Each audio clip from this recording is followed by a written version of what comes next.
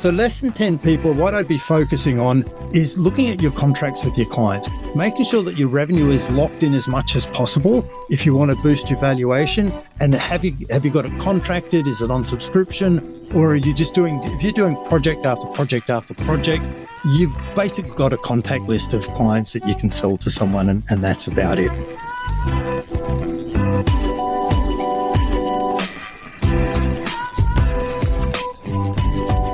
Hey, Darryl, welcome. Thanks, Michael. Good to be with you today. Yeah, so let's dive right in. You've gone from getting involved in a consulting business that was already, generating solid revenue in the 7-figure level, but you've come in and helped to double that business in a matter of 4 or 5 years. And I want to unpack that and have you kind of walk us through the steps that you took to get it where the business is today and really what it looks like.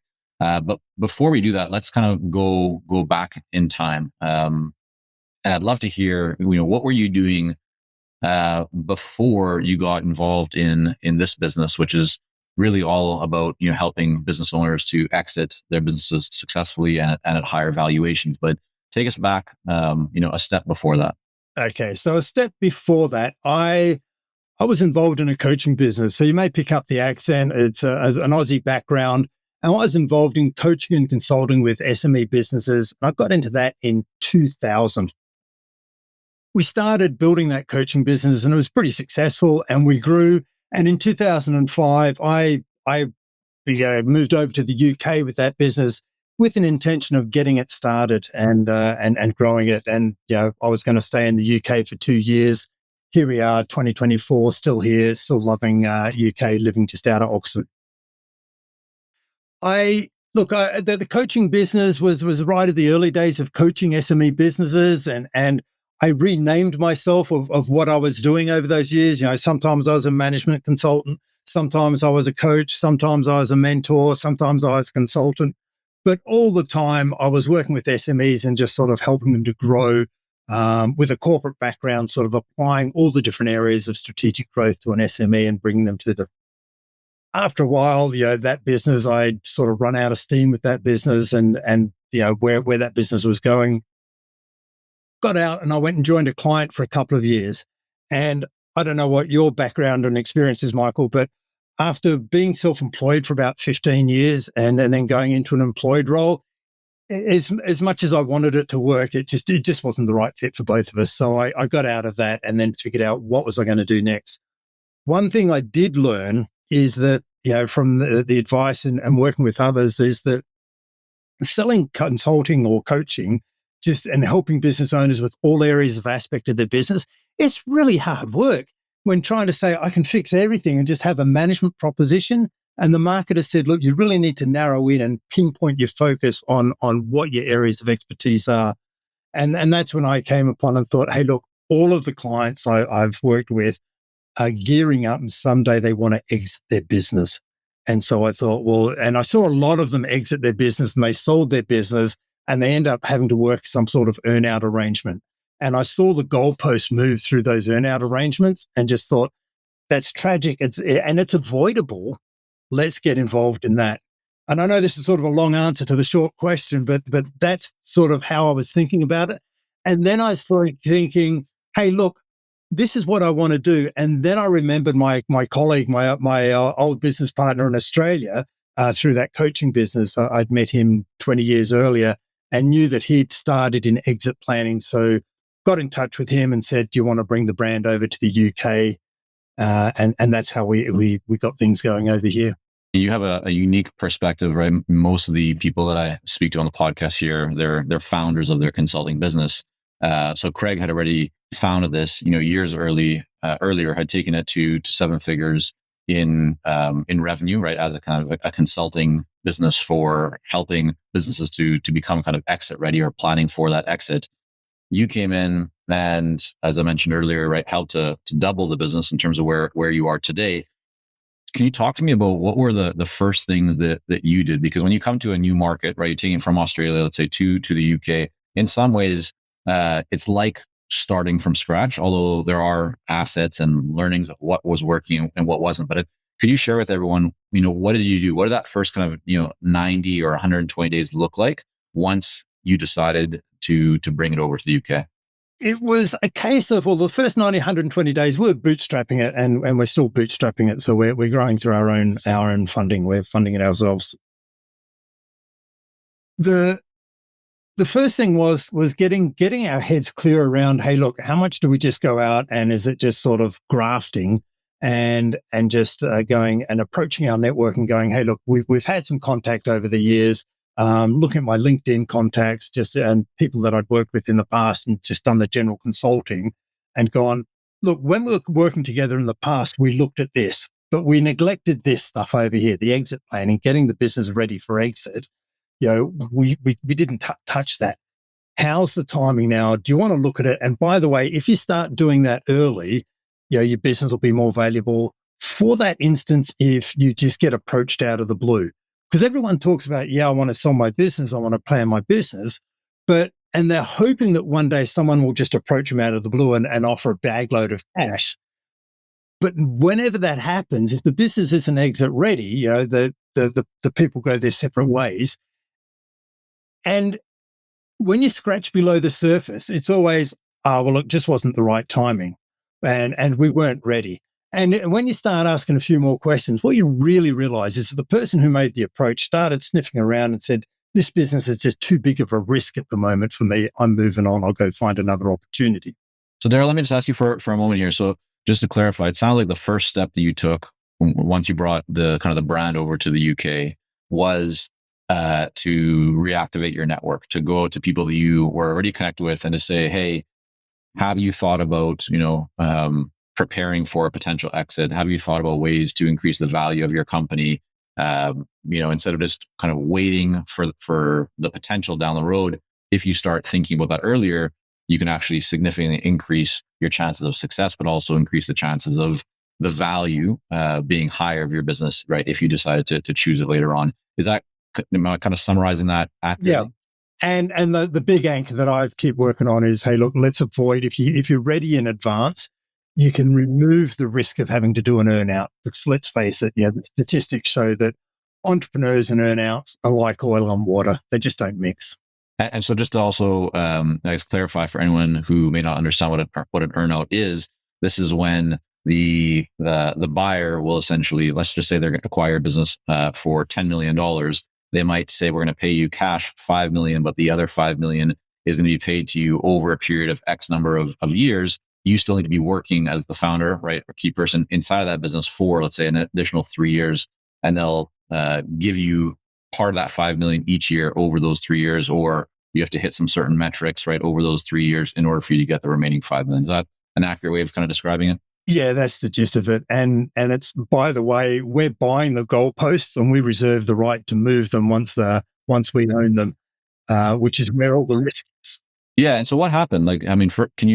Do you remember how many people initially you started to reach out to in terms of your network? Like, was it 10 people, 50 people, 500 people? Like, what did that look like? And then what kind of response did you get to that initial messaging? The response wasn't over the top, but the model is that we only need to work with a handful of people to get it up and running and be viable. So I think I may have approached a couple of hundred people and reinvigorated, 50 to 60. In reality, out of, a lot of them were LinkedIn. And so I've always had a smaller network, but tight. Right. Okay. The other thing we did fairly quickly on is we've gone, let's have a mindset of no matter what happens, let's build a business model. I started with a business partner, there were just two of us that we went out to market. She didn't have much of a network, so it was kind of leveraging off the network I had. She had one or two people that she wanted to bring in. But what we did do is we said, look, let's just put a percentage of the revenue, anything that comes in, and it was 15% of the time, and we'll just put that in a bucket and we'll just go, that's allocated to marketing. So we were able to bring the website and extend the website from Australia and just sort of go, and here's the UK page straight away. We had a lot of history with blogs. So what we started to do is just go, here's the website. What other marketing can we do? There's 15% that we've set aside for marketing. So we went straight to email marketing, cold outbound email marketing. Naively, I guess, thinking that my email marketing that I'd seen work in other consulting products worked really well. But one of the things I think you'll ask me is, what do you wish you'd done differently, or what do you wish you knew back then that you know now?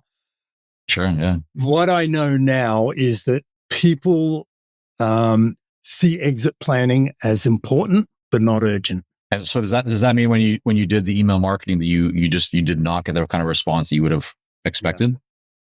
Yeah, Right. we get a lot of people who are interested, and so we've been able to build a mailing list and we've been able to build that network, but it's a much slower burn than we would have liked it to have been. Yeah, and yeah, and what we learned is that in SMEs, people are aware that they need to work on their business but not in their business. When you start talking about exit planning, and this may be a UK thing as opposed to other markets where we're just a little further behind, but when you start talking about exit planning, they go, wait, what? Yeah, what do you mean? I've got to specifically prepare my business to be exit ready. That's a new one on me. So it's an educational sales process rather than a why us sales process, if that makes sense. No, it makes a lot of sense. I mean, this is, I think, an area that for many people, especially consultants, don't necessarily get into the world of consulting or decide to start a consulting business because they want to sell it in the future. Some come to that realization later on. I mean, a very few, I think a very small percentage know that from day one when they start the business. But to me, the value of thinking, to build a business that is exit ready is even if you never sell it, or even if you have no desire to sell it, just the process can also increase the value of the business, even in the present day, right? Have it running more efficiently, more effectively, have it running so that it has less reliance on the founder. I mean, there's lots of benefits that come with it.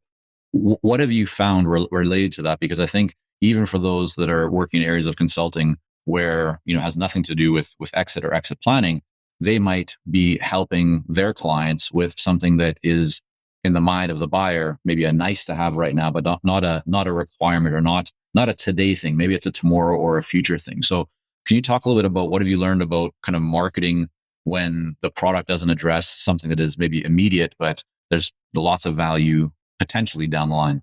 Yeah, and my background's engineering, so marketing. I'm putting you on the spot on the marketing side, but it's really foreign to me, but I have to embrace it, right? So really understanding, what our proposition is in terms of what problem does it solve for the client. So, and that's kind of how you framed it, I think. So we're going, what are the problems we solve? Well, so we started to talk about highlighting that, hey, look, in this marketplace, and the market we serve, Michael, is sort of that 2 to 30 million bracket. Once a business scales through no man's land of, being an owner with 10 people to, I've employed a management team. Now I've got a fully functional managed business with a leveraged management team. And what we found is that businesses in that bracket, when they do go to market, only 20% get a deal. So that means 80% of businesses in that owner managed, and we're looking across the whole spectrum, but 80% of privately held businesses that go to market fail to get a deal. And to me, that's the tragic thing. So we just sort of put that on the front page. Look, make sure you're one of the 20%.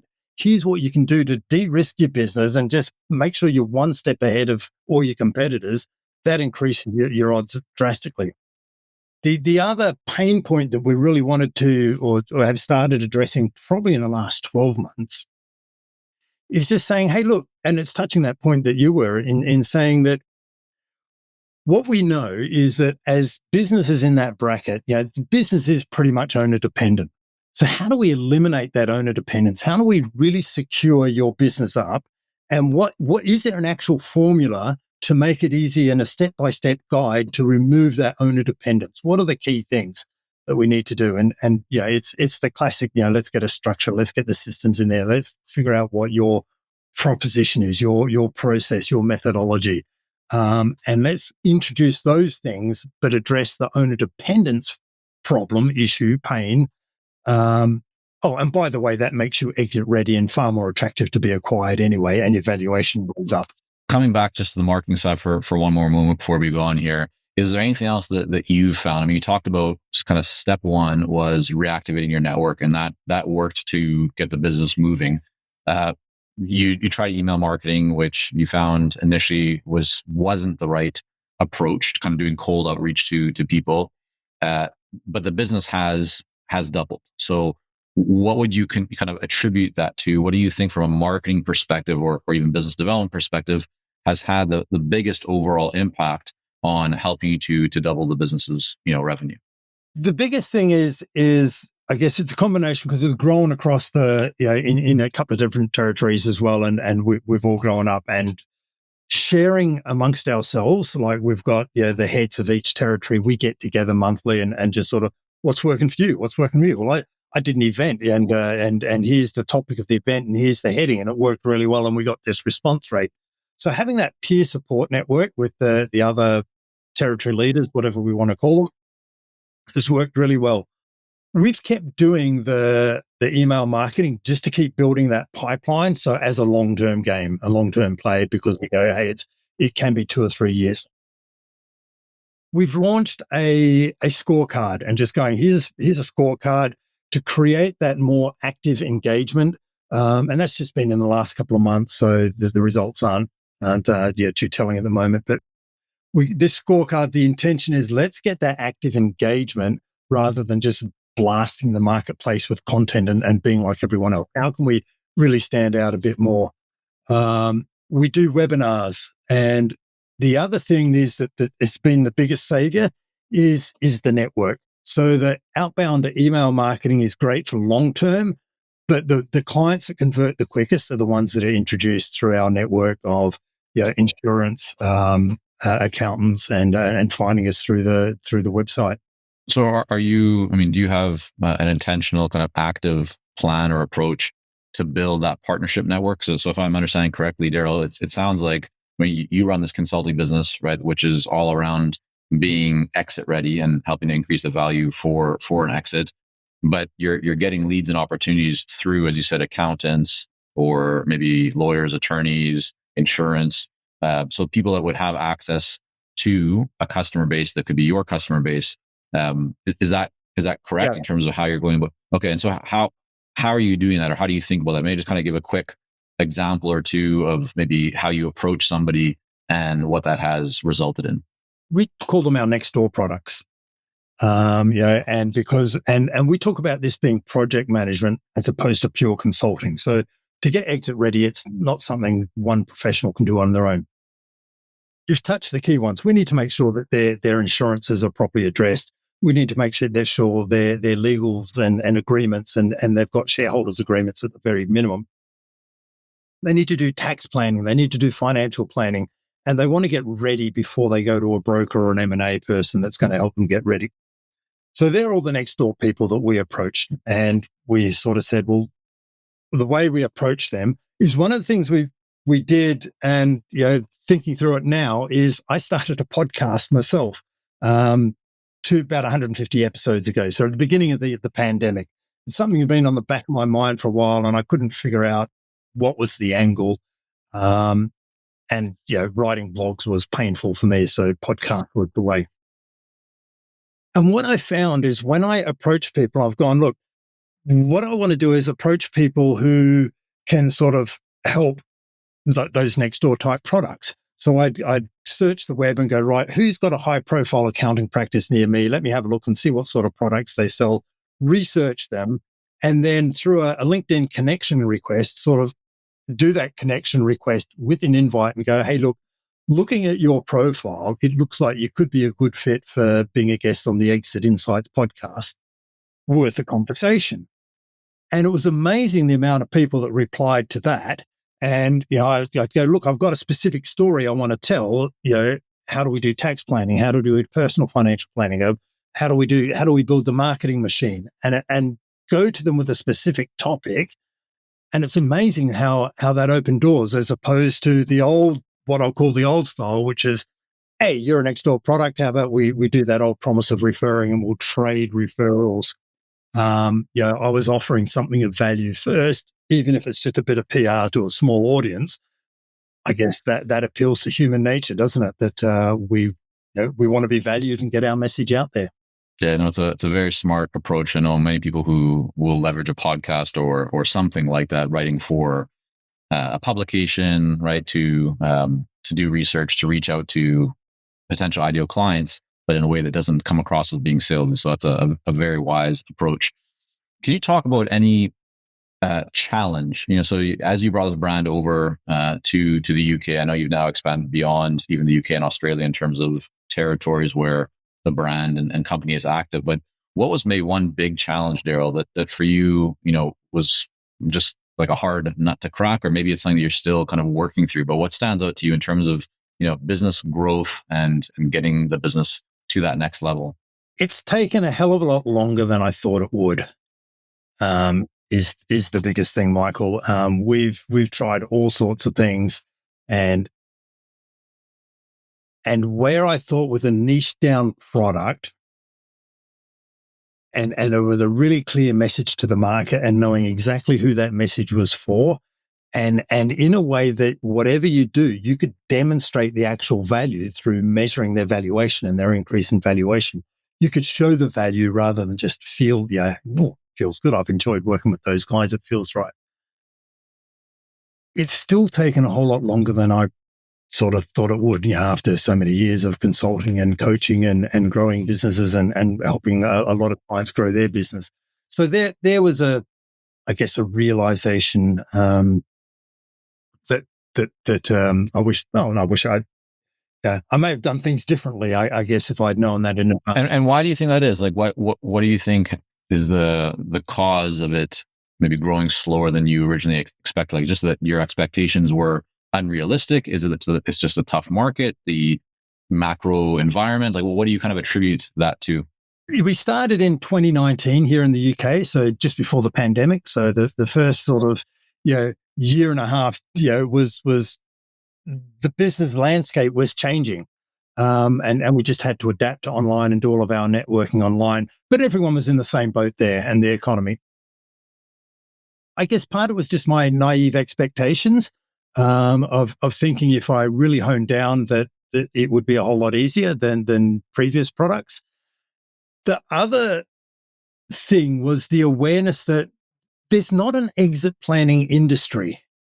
And when I started, coaching 20 years ago, there were consultants out there, but when we were positioning ourselves differently, we'd go coaches and people go, what's coaching? There wasn't a coaching industry. Now, 20 years later, coaching is an industry. And when you go and sell someone on coaching, you're not having to go, well, here's what coaching is. Here's why you want coaching. Here's the benefits. You now go, why do you choose us as a coach? It's an evolved market. I won't say it's a mature market, but it's an evolved market and people know what coaching is. So you're selling on a positioning perspective rather than a product perspective. I wrongly assumed that the exit planning industry already existed, especially in the UK, just because of what I'd seen in the research I did and saw the amount of evolution in the States and in Australia. So there was the soon realization that we need to create an industry. And that was part of the thinking behind the podcast. And I would just go, let me get anyone on the podcast. Collectively, we need to create an industry, a rising tide, every boat rises type of thing. So, hey ho, let's get on with it. It's a really important task. We need to move that 20% of business owners to, even if we can move the needle by 1%, that's a lot of business owners that'll, won't come into a rude shock at the end of their career. And it's, I want to, the way I stepped out of the coaching business, it wasn't a good story. So part of it is doing this is helping business owners do what I didn't do in my previous and sort of right past wrongs, if you like. What didn't work out with the previous coaching business that you had? When you say that, it didn't end the way that you would have wanted it to, what lessons did you learn from there, or what can you share? Yeah, look, my role is, I mentioned I've got an engineering background. So there must be a lot of your listeners that are familiar with Gino Wickman's work, Traction. Sure. Yep. So I'm not the visionary. I'm a half visionary, if you like, and I'm more the integrated type role. So the visionaries of the business, of the coaching business, they're great at telling a good story. They'd get everyone inspired.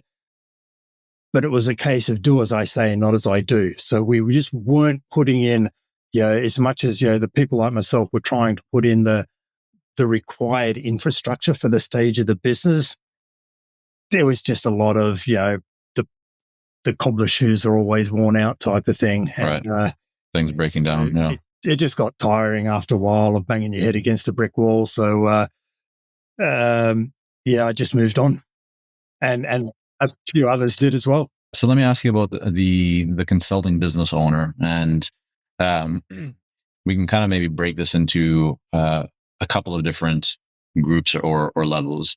We can take the solo, kind of independent consultant who's pretty much doing everything themselves. They may have an assistant or two, or work with a couple of contractors here or there. Let's call them group number one. Group number two is the founder that has a team, and that team is going to be some full-time people, some part-time people. Maybe they have, somewhere between 5 and 10 people. And then we'll say group three, still a very much a boutique firm and quite small, but they might have 10 to 15, people, or even up to 20.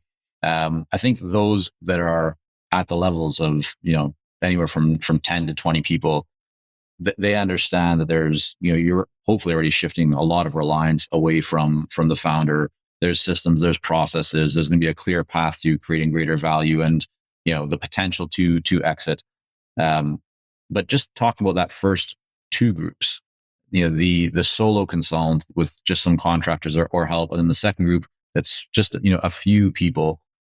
What would you tell them? I mean, if someone's thinking, hey, I have aspirations to either A, sell this business in the future, or B, I just want to make it as valuable as possible and as resilient and strong as possible, so that if I get sick or something comes up, that the business doesn't depend, 100% on me, and we keep growing. What would, what's the reality check that you might share with both those groups, and what kind of guidance, or what would you tell them to start thinking about or exploring? So the way I think about it, Michael, is less than 10 people in the business and more than 10 people. And maybe that's the conditioning that I've seen, because I see that I've seen businesses where there's the founder and 10 helpers. I've seen that up to the founder and 20 helpers, where they just kept 20 people busy, and they were phenomenal machines, highly profitable business or entity, but it wasn't really a business you could sell, because as soon as you unplug them, as exhausted as they were, the business the wheels stopped turning. That inflection point normally happens at about 10 people. Why? Because the span of control is you can manage about 10 people and have about 10 direct relationships with you before you lose control. You just can't handle more than 10. And I think the research and study shows it's between sort of 7 and 12 and what happens, what have you. So less than 10 people, what I'd be focusing on is looking at your contracts with your clients, making sure that your revenue is locked in as much as possible if you want to boost your valuation. And have you got it contracted? Is it on subscription? Or are you just if you're doing project after project after project, you've basically got a contact list of clients that you can sell to someone, and that's about it. Right. So Darryl, just to jump in there for a second and clarify. So really what you're referring to, so that everyone can benefit from this, is things like annual or longer term contracts, or monthly retainer subscriptions, but something from a revenue perspective that shows kind of sustainability or stability, I guess you could call it, in terms of revenue. And would that be different from concentration of how much revenue is coming from any given client? I'd look at it in the same sentence, but they're slightly different things. You're right. And if we bundle those together, what the buyer, we look at it through a buyer's lens. What are they looking at? They want to look at what's the risk of decay once the owner leaves. Once the owner leaves, is it going to come to a grinding halt? Stop. That's worth nothing. If you've got some sort of contracts in place, will the decay be slightly slower and gives them time to go in and boost it and rectify it and shore it up as much as possible? It's all about the risk of that future revenue when the business owner leaves, which has the greatest influence to the valuation. And what else stands out? I mean, what else would you kind of counsel somebody to look into beyond revenue?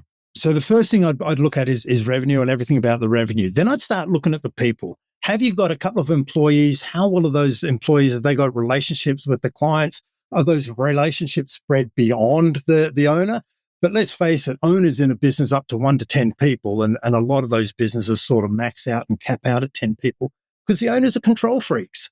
And they don't want to give that sort of thing away. So if they can spread those relationships across more people in the business, again, that secures the revenue. If you've got the right workforce and they're locked in and they're loyal and you trust them and you've built a great culture, then the staff, the employees hang around. You've got great employee loyalty and the clients love the employees. It's not just the owner. So that's the next thing that shores it up. Then I start looking at systems. Have I got some sort of methodology in place so that every time I bring a client in, they follow the same process? It's pretty much templated, or am I making it up from scratch every single time that I win a new contract?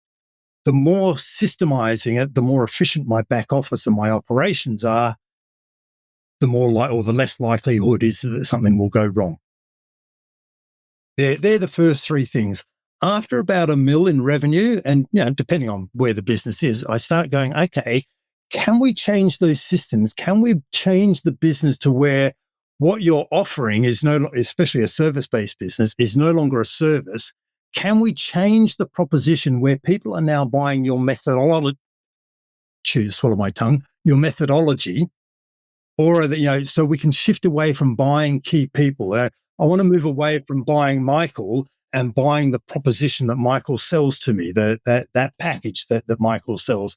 And then the business becomes known for the proposition, the methodology, rather than the people in the business. That's the next thing that'll start to boost the valuation. Then after that, I start looking at all your various routes to market. Have you got more than one? Have you got a marketing machine type of approach? Are people coming to you? Have you got a position in the marketplace? Is your business known for something, or is it still Darryl runs Succession Plus here in the UK? And then it's that old Gerber, have you built a franchise prototype? Have you got a plug and play business that I can just unplug it and then plug it into the next area?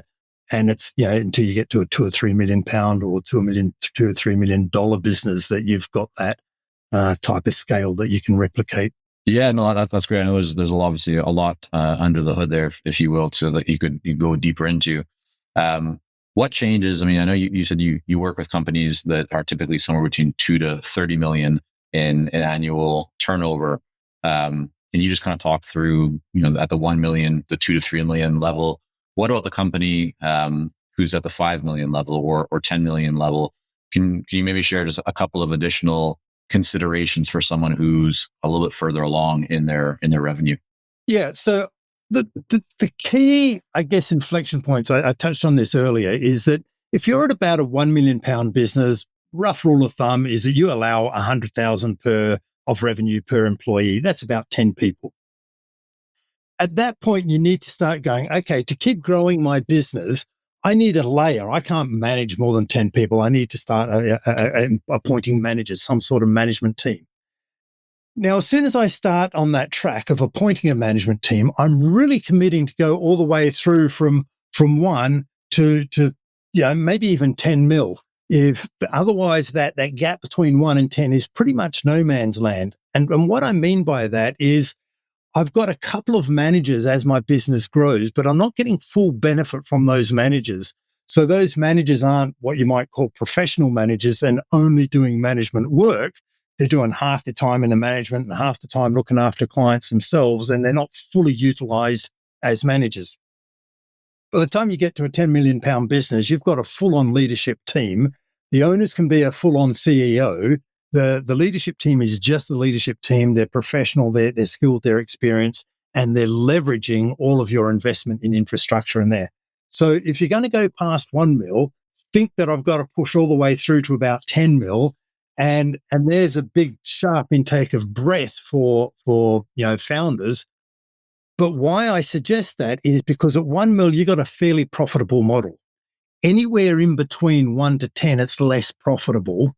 But at 10 mil, you're really profitable again.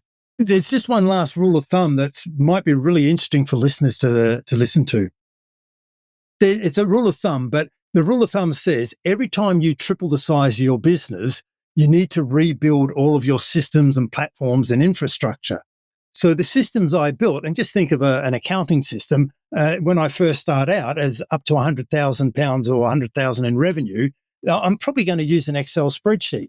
I know that zero is really cheap nowadays, but it would have been at one point where I would have used an Excel spreadsheet for a while, and then when I get to from 100,000 to 1 mil, an Excel spreadsheet just isn't cutting it anymore. There's too many mistakes. It just doesn't work. I need to get a proper platform.